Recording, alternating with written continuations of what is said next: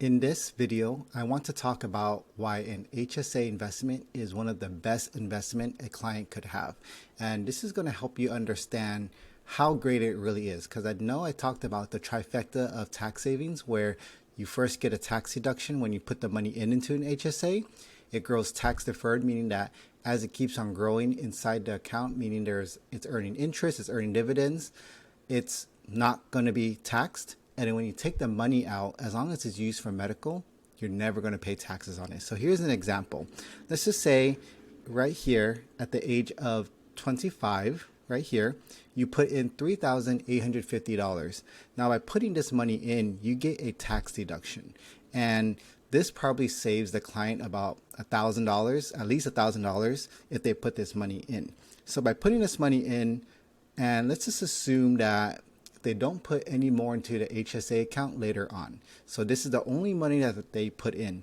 Now, as time goes on, by the time they each reach the age of 35, the account's going to grow to $8,000 because that's just the normal. Usually around every 10 years, accounts generally tries to kind of doubles.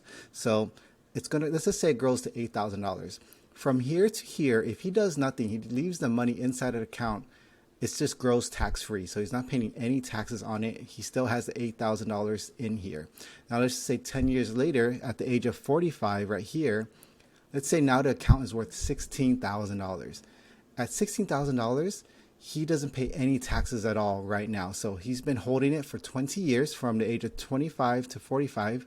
That's 20 years. He's not paying any money on this whole growth. So from $3,850 to $16,000, none of that money was ever taxed to him. Now, let's say at age 45, something happens where he has to pay for medical expenses out of his pocket. He could take all this money out right here and use it for medical expenses and not pay any taxes on it. That's how great this account is that from $3,850 to $16,000, he's not going to pay any taxes on this gain whatsoever as long as it's in an HSA, and he's using that money to pay for medical expenses.